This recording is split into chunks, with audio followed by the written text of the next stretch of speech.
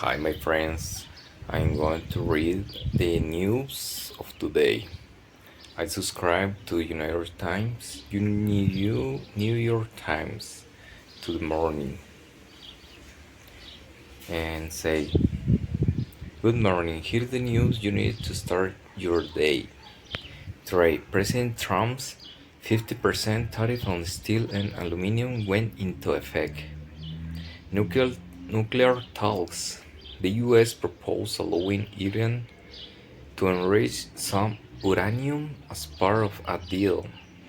South Korea. After months of turmoil, the country has a new center-left president. Congress. Republicans are calling on Trump's Big Beautiful Bill. Me gusta hablar en inglés, amigos. Cada día que leo mejor. More news is below, but first we explain the context behind two recent shootings near Gaza and sites. Y ya comienza.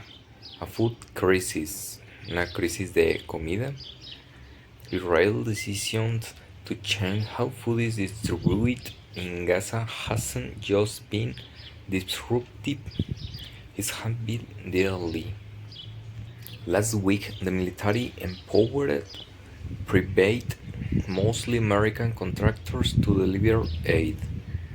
They began getting food to some Gazans after an Israeli blockade stopped supplies for nearly 3 months.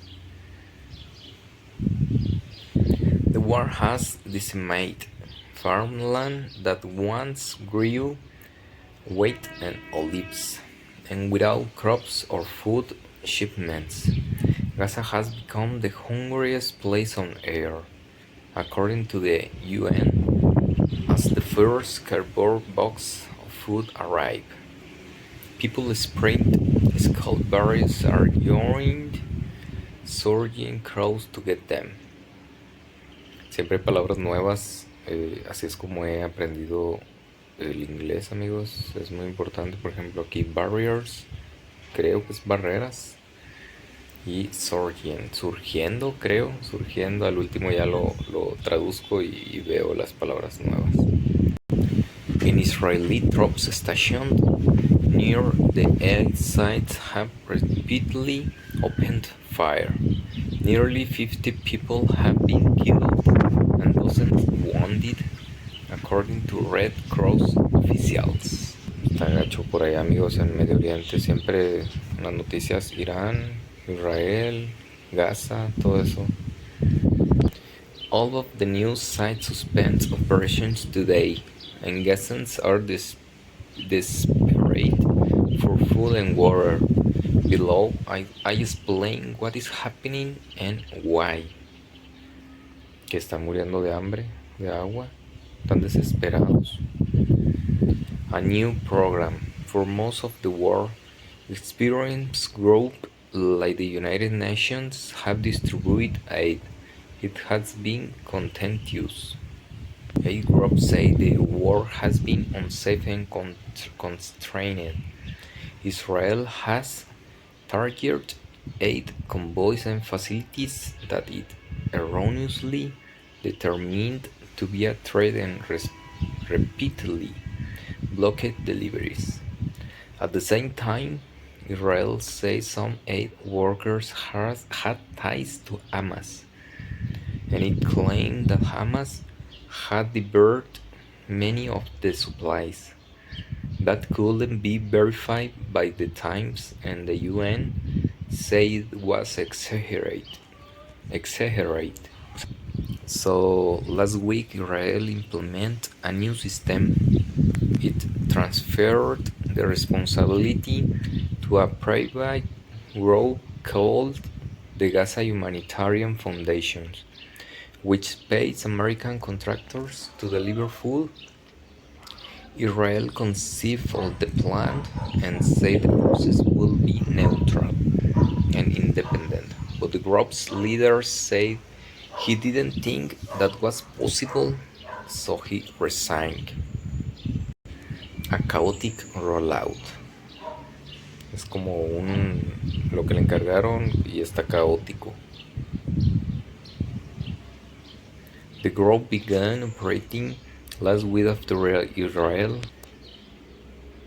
lifted an 80-day blockade on 8 deliveries. The contractors were quickly overwhelmed.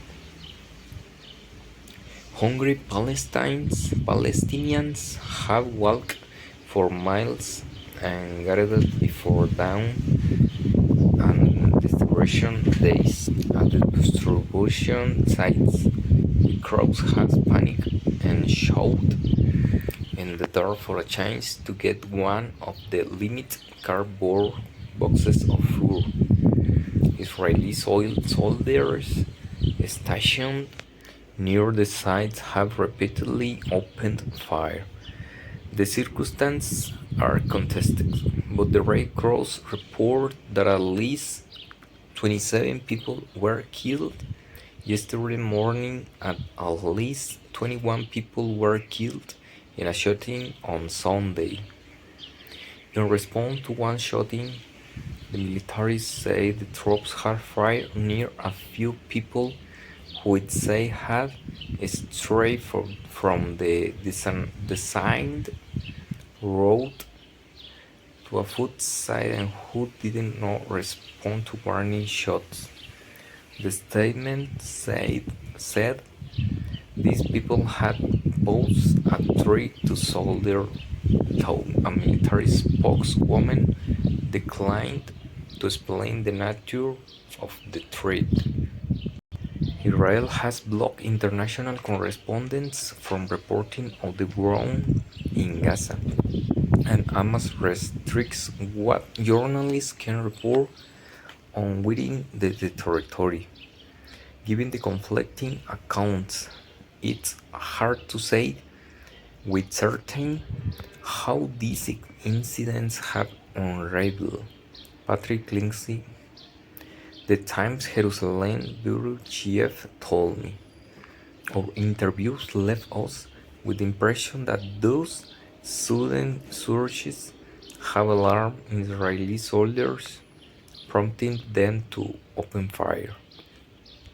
Abdulrahman Odeg, 21, said he saw several bodies carted away after the shooting, but was eventually able to get a carton of aid. There's no system or order to receive it, he said. It's survival of the fittest. I don't know what is fittest. Others weren't able to get a box.